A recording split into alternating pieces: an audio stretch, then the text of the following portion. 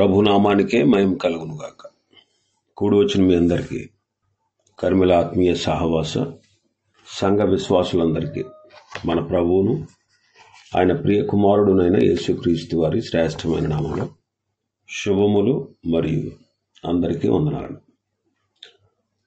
సామెతల గ్రంథం 30వ అధ్యాయాన్ని మనం ధ్యానం చేసుకుంటున్నాం. సామెతలు 30. ఇందులో ఆగూరు అనే భక్తుని యొక్క జ్ఞాన పలుకులు మనం వింటున్నాం. గత కొద్ది రోజులుగా మనం ఈ అధ్యాయాన్ని ధ్యానం చేస్తూ వస్తున్నాం. 19 వచనాల వరకు మనం ధ్యానం చేసుకున్నాం. 20వ వచనాన్ని మనం చదువుదాం. జారణి యొక్క చర్యయును అట్టిదే, అది తిని నోరు తుడుచుకొని నేను ఏ దోషమును ఎరుగనను. జారిణి అంటే వ్యభిచారి యొక్క ఆ చర్యలన్నిటిని గురించి మనం 5వ అధ్యాయంలో ధ్యానం చేసుకున్నాం. 5వ అధ్యాయంలో మనం ధ్యానం చేసుకున్నాం. ఇంకా 21వ వచనాన్ని మనం చదివితే 21, 22 వచనాలు, 21 నుంచి 23 వరకు. భూమిని వణికించినవి 3 కలవు, అది మోయలేనివి 4 కలవు. అవేవనగా రాజరికమునకు వచ్చిన దాసుడు, కడుపు నిండా అన్నము కలిగిన మూర్ఖుడు, కంటకురాలయుండి పెండ్లి అయిన స్త్రీ, యజమానురాలికి హక్కుదారురాలైన దాసి. ఇక్కడ భక్తుడు అంటున్నాడు, భూమిని వణికిస్తాయట, భూమిని మోయలేనివి ఒక 4 ఉన్నాయి అని చెప్తున్నారు. మొదటిది ఏంటంటే రాజరికమునకు వచ్చిన దాసుడు. పరిశుద్ధ గ్రంథంలో మనం చూస్తే రాజరికమునకు వచ్చినటువంటి దాసుడు యెరోబాము. ఇతడు ఒకప్పుడు దాసుడుగా ఉన్నాడు సొలొమోనుకి. దాసుడుగా ఉన్నప్పుడు బాగుండేవాడు. ఆ తర్వాత దేవుడు అతన్ని ప్రేమించి దేశాన్ని 2 భాగాలుగా చేసి 10 గోత్రాల వారి మీద రాజుగా దేవుడే యెరోబామును చేశాడు. ఎందుకంటే సొలొమోను దేవుని మాట వినలేదు గనుక 2 మార్లు దేవుడు సొలొమోనుకు ప్రత్యక్షమై నీవు విగ్రహారాధన చేయవద్దు అని హెచ్చరించినప్పటికీ దేవుని యొక్క మాటను అతడు ధిక్కరించిన కారణంగా రాజ్యము తన చేతిలో నుండి తీసివేసి, అంటే తన కాలంలో కాకుండా తన కుమారుడైనటువంటి రెహబాము కాలంలో దేవుడు రాజ్యాన్ని తీసేసి ఇచ్చేద్దాం అనుకున్నాడు పూర్తిగా. కానీ దావీదు ముఖాన్ని చూచి దావీదుకి ఇచ్చిన వాగ్దానాన్ని బట్టి ఒక గోత్రం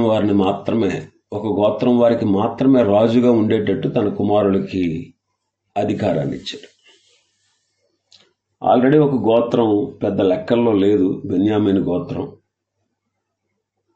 మిగిలిన 10 గోత్రాల వారి మీద దేవుడే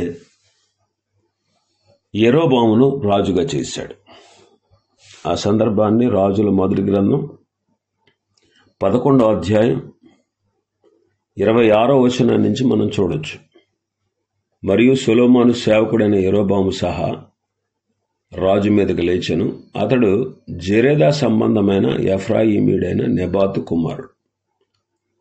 ఇతని తల్లి పేరు జెరుహా, ఆమె విధవరాలు.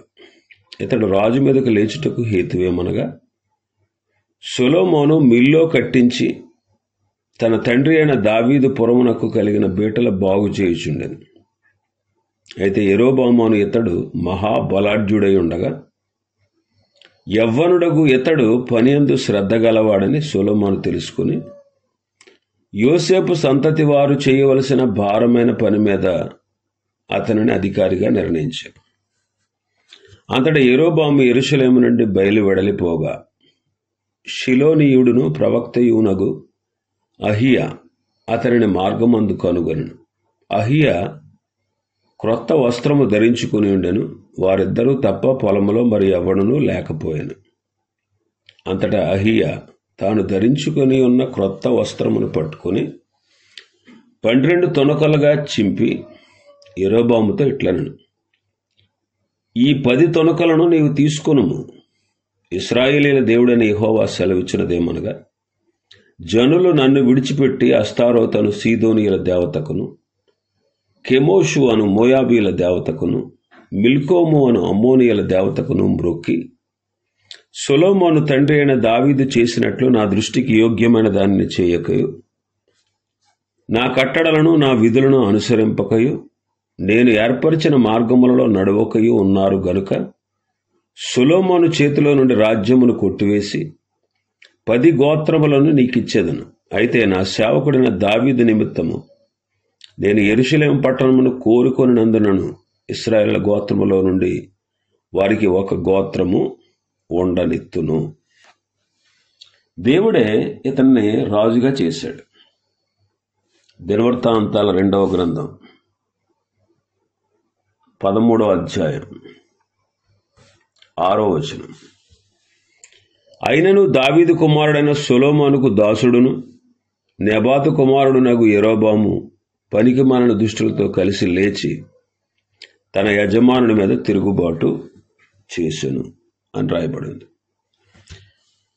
అయితే ఇంత దేవుడు ప్రేమించి అతన్ని రాజుగా చేస్తే అతడు దేవుని యందు విశ్వాసం ఉంచక 2 బంగారు దూడలను చేయించి దానులో ఒకటి బేతేల్లో ఒకటి వాటిని నిలబెట్టి వాటిని పూజించుచు ఇశ్రాయేలులందరినీ విగ్రహారాధికులుగా చేసేసాడు.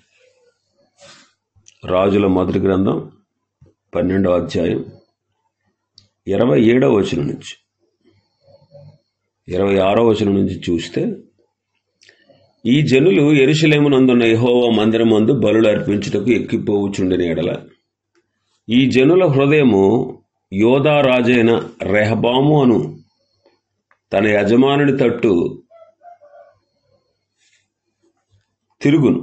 అప్పుడు వారు నన్ను చంపి యోధా రాజైన రెహబామునొద్ద మరలా చేరుదురు.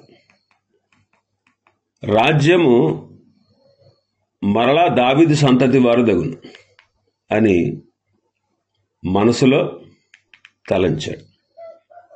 హృదయమందు తలంచి ఆలోచన చేసి 2 బంగారు దూడలను చేయించి జనులను పిలిచి, యెరూషలేమునకు పోవడం మీకు చాలా దూరం, బహు కష్టం. ఇశ్రాయేలు వారలారా, ఐగుప్తు దేశములో నుండి మిమ్మల్ని రప్పించిన మీ దేవుడు ఇవే అని చెప్పి ఒకటి బేతేలునందును ఒకటి దానునందును ముంచెను. బేతేలునందును దానునందు. దాను వరకు ఈ రెండింటిలో ఒకదాన్ని జనులు పూజించటం వలన, బేర్షెబా మొదలుకొని దాని వరకు ఈ రెండింటిలో ఒకదాన్ని జనులు పూజించటం వలన రాజు చేసినటువంటి కార్యము పాపమునకు కారణమైన. ఇంకా అతడు ఉన్నత స్థలాలను కట్టించి మందిరాలుగా ఏర్పరిచి లేవీలు కాని సాధారణమైనటువంటి వారిలో కొందరిని యాజకులుగా నియమించాడు. ఇంకా ఇదిగో యెరూషలేము దేశమందు, యోధా దేశమందు జరుగు ఉత్సవం అంటే ఉత్సవం 8వ మాసము 15వ దినమందు జరపడానికి నిర్ణయించాడు. బలిపీఠం మీద బలులు అర్పిస్తూ వచ్చాడు. ఈ ప్రకారంగా బేతేలునందు తాను చేయించిన దూడకు బలులు అర్పించుచు ఉండెను. ఇలాగా ఈ ప్రకారం అతడు చేసి ఇశ్రాయేలీయులందరినీ కూడా 10 గోత్రాల వారిని విగ్రహారాధన వైపు త్రిప్పేశాడు. తాను విగ్రహారాధికుడు అవడం మాత్రమే కాక ఇశ్రాయేలీయులందరూ కూడా పాపం చేయడానికి ప్రోత్సహించాడు. తర్వాత ఇశ్రాయేల్ రాజులు, తర్వాత పరిపాలించిన 20 మంది రాజులు కూడా ఈ దుర్మార్గుడైనటువంటి యెరొబోము చేసినటువంటి పాపాన్ని అనుసరిస్తూ వచ్చారు. ఆ పాపం చేస్తూ వచ్చారు. 13వ అధ్యాయంలో, 15వ అధ్యాయంలో, 16వ అధ్యాయంలో మనం చూస్తాం. ఇతని పాపం భూమి మోయలేని పాపం. రెండవ వ్యక్తి కడుపు నిండా అన్నము కలిగిన మూర్ఖుడు. కడుపు నిండా అన్నము దొరికిన మూర్ఖుడు. ఇతడు ఎవరు అని మనం చూస్తే నాబాల్. సమూయేలు మొదటి గ్రంథం 25వ అధ్యాయంలో అతని గురించి వ్రాయబడి ఉంటుంది. సమూయేలు మొదటి గ్రంథం 25వ అధ్యాయంలో ఇతడు చాలా ఆస్తిపరుడు.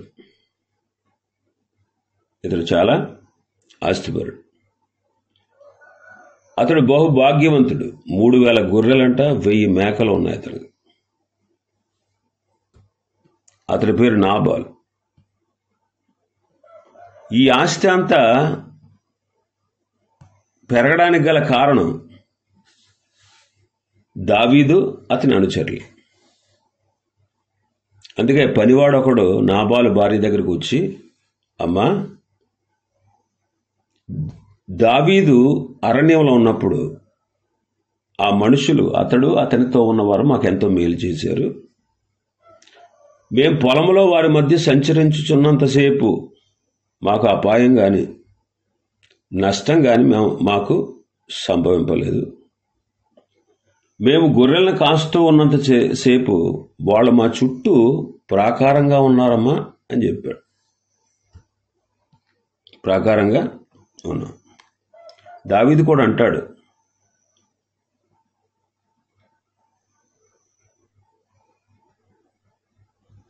ఎందుకు మనం అనవసరంగా అతనికి మేలు చేస్తూ వచ్చాం,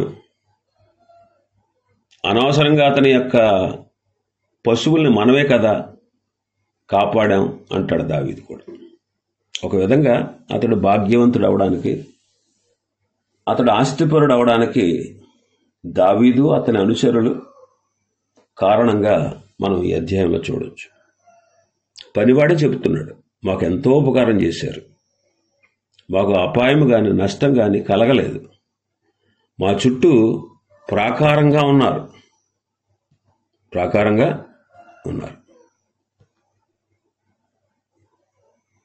21వ వచనాన్ని మనం చదివితే, నాబాలునకు కలిగిన దాని అంతటిలో ఏదీ పోకుండా ఈ అరణ్యములో అతని ఆస్తి అంతివి నేను వ్యర్థముగా కాయిచూ వచ్చి తిని, ఉపకారానికి నాకు అపకారం చేసి ఉన్నాడే అని అనుకున్నాడు దావీదు.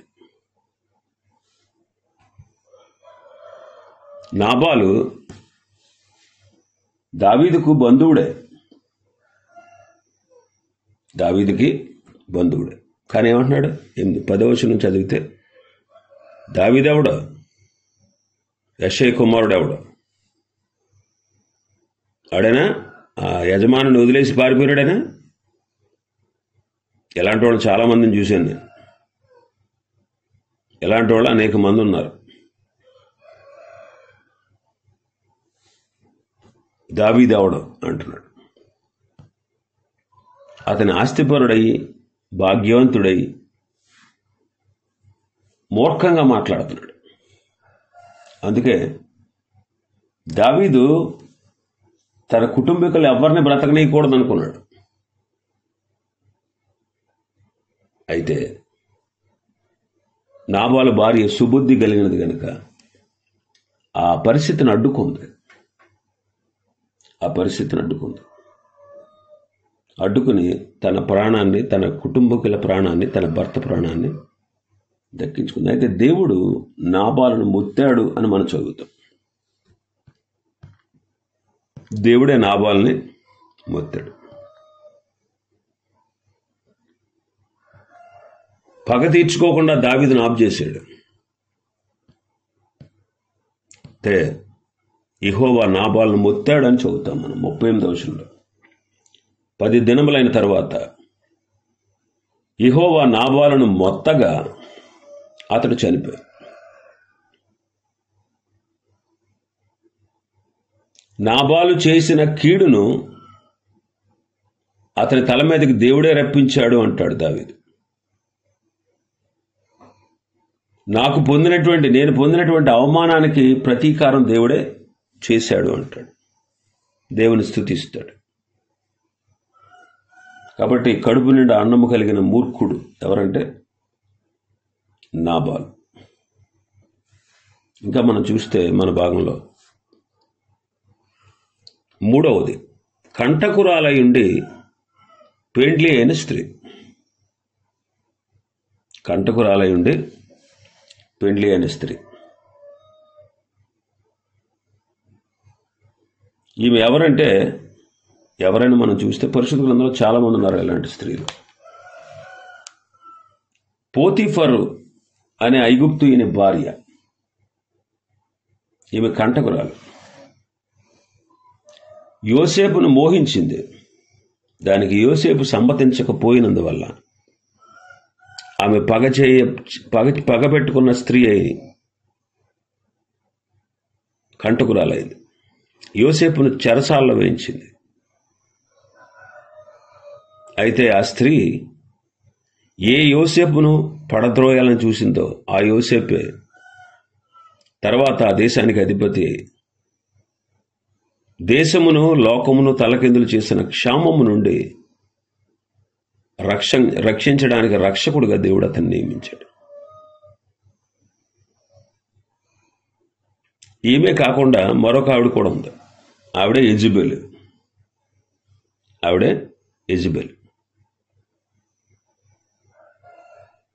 ఆహాబే ఘోరమైనటువంటి పాపిష్టి వాడిగా ప్రవర్తిస్తూ ఉండగా అతని భార్య మరింత పాపం చేయడానికి అతన్ని ప్రేరేపించింది. రాజుల మొదటి గ్రంథం 21వ అధ్యాయం 25వ వచనం. తన భార్య అయిన యెజెబెలు ప్రేరేపణ చేత యెహోవా దృష్టికి కీడు చేయ తన్ను తాను అమ్ముకొనిన ఆహాబు వంటి వాడు ఎవ్వడును లేడు అని పరిశుద్ధ గ్రంథం సెలవిస్తోంది. అంతేకాదు ఈ స్త్రీ ముఖానికి రంగు పూసుకుంది. రాజుల 2వ గ్రంథం 9వ అధ్యాయం 30వ వచనంలో మనం చూస్తాం. ఇంకొక ఆవిడ కూడా ఉంటుంది అక్కడ. ఈమెను పోలినటువంటి మరొక ఆమె కూడా ఉంది పరిశుద్ధ గ్రంథంలో. ఆమె కుమార్తె స్వయంగా. ఆవిడెవరంటే అతల్య.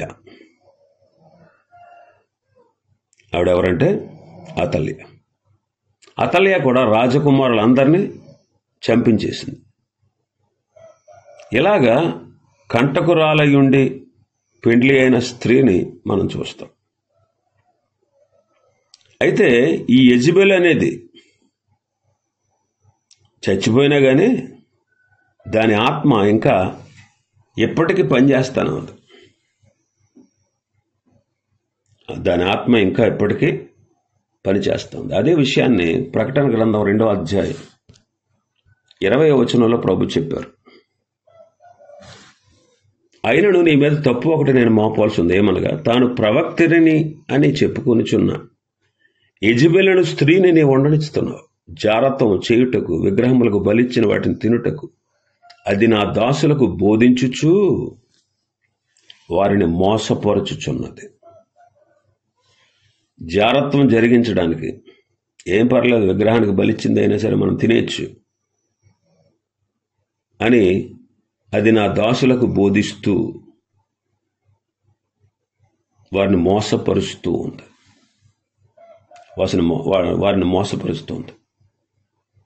లోకాన్ని విడిచిపెట్టి యెజెబెలు 100 సంవత్సరాలైంది. కానీ ఆమె ప్రేరేపించిన దుష్టాత్మ నేటి వరకు పనిచేస్తోంది.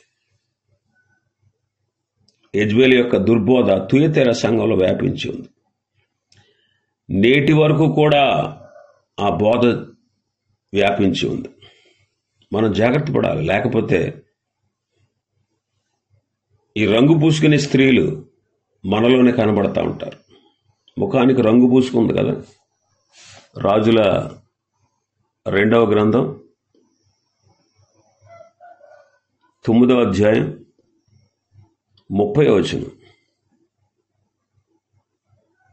యెహోవా ఇజ్రాయేలు అని ఊరికి వచ్చిన సంగతి యెజెబెలుకు వినబడిన గనుక ఆమె తన ముఖమునకు రంగు పూసుకుని శిరోభూషణము ధరించుకొని కిటికీలో నుండి కనిపెట్టి చూచుచుండగా, నా పక్షాన ఉన్నవాడు ఎవరో అన్నప్పుడు ఒకళ్ళిద్దరు చూశారంట బయటికి. ఆమెను కింద పడేయమంటే పాడేశారు, కిందకు తోసేశారు. అప్పుడు గుర్రాలతో తొక్కించి చంపాడు యెహూ. ఇలాంటి రంగులు పూసుకున్నటువంటి స్త్రీలు ఉంటారు క్రైస్తవ సంఘంలో. స్త్రీలు అంటే సంఘంలో ఉన్నటువంటి ప్రతి ఒక్కరు, స్త్రీ పురుషులు ఎవరైనా. రంగులు పూసుకోవడం అంటే లోపల ఒక వేషం, వెలుపలకు ఒక వేషం. అది అంటే అంతరంగంలో ఒకలాగా, వెలుపలకు ఒకలాగా ఉండేవాళ్ళు అనమాట. ఇలాంటి వాళ్ళే యెజెబెలు స్త్రీలు. ఇంకా 4వదిగా మనం చూస్తే 4వ వ్యక్తి ఎవరంటే యజమానురాలికి హక్కుదారురాలైన దాసి. ఈమె ఎవరు అని మనం చూస్తే ఈమె హాగరు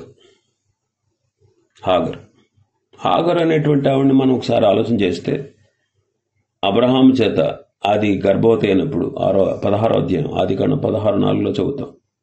అది తన యజమానురాలైన శారా, దాని దృష్టి కంట శారై బహు నీచంగా కనబడిందట. ఆ హక్కు ఇచ్చింది శారాయే. పోన్లే, ఆమెకు పిల్లలు పుట్టినా ఆమె నా పిల్లవాడు, నాకు సంతతి వాడు, నాకు చెందినవాడు అవుతాడు అనుకుని అబ్రహాంకి ఇచ్చి వివాహం చేసింది. అది గర్భవతి అయ్యాక శారా తన దృష్టికి నీచంగా కనబడిందంట. అంతేకాదు, ఆ దాసి కనిన కుమారుడు అరబ్ వారికి జనకుడయ్యాడు. అరబ్ వారు ఇప్పటికీ కూడా ఇష్మాయేలు మాకు పెద్ద అంటారు. మరి అరబ్ వారు చూడండి, వారి భూములు వణికించట్లేదా? వారందరూ కూడా ఇప్పుడు ఏకమై పాలస్తీనా దేశాన్ని, అది యూదులది కానే కాదు మాదే అని, మేము లేచి యూదులను మధ్యధరా సముద్రంలో ముంచేసి చంపేస్తామని గప్పాలు కొడతా ఉన్నారు. అది వాళ్ళ వల్ల అవ్వట్లేదు. ఇప్పటికీ ఇజ్రాయెల్ దేశాన్ని మట్టు పెట్టాలని చూస్తున్నారు, కానీ వాళ్ళ వల్ల కావట్లేదు.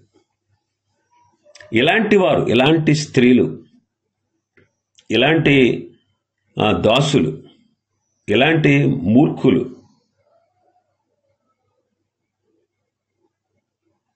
ఇలాంటి వాళ్ళు భూమిని వణికిస్తారు. వాళ్ళని భూమి మోయలేదన్నమాట. ఎందుకంటే సాతానే వాళ్ళని ఆ రీతిగా నడిపిస్తూ ఉంటారు. అందుకే ప్రభు చెప్పారు, యాకోబు గారు అంటాడు 4:4లో, లోక స్నేహము దేవునితో వైరమని మీరు ఎరగరా అంట. సామెతల గ్రంథం శతాబ్దాల క్రిందట, 100 సంవత్సరాల క్రిందట రాయబడింది. నేటికి అది మనకు ఎన్నో పాఠాలు నేర్పిస్తుంది. ఎందుకంటే దేవుని వాక్యం ఎన్నడూ పాతగిలిపోదు. ఈ ఇద్దరు స్త్రీలు, యెరోబాము, నాబాలు, యెజెబెలు, అతల్య, హాగరు, ఇలాంటి స్త్రీలందరూ కూడా వీళ్ళందరి గురించి ఎందుకు రాశాడంటే, ఈ సంగతి మనందరికీ వెలుగు కలగటకై సామెతల గ్రంథంలో రాయబడింది. ఇంకా విరివిగా అనేక మంది స్త్రీలను గూర్చి సామెతల గ్రంథం చెప్తా ఉంది. రక్షింపబడని స్త్రీల చేత లోకానికి గొప్ప కీడు ఉంది. అయితే రక్షింపబడిన స్త్రీలతో కూడా లోకానికి గొప్ప మేలు ఉంది అనే విషయాన్ని మనం గ్రహించాలి. పెద్దవారికి కానీ చిన్నవారికి కానీ బుద్ధి కలగడానికే దేవుడు ఈ విషయాలన్నీ పరిశుద్ధ గ్రంథంలో రాయించాడు. కానీ చాలామంది తెలుసుకోవట్లేదు.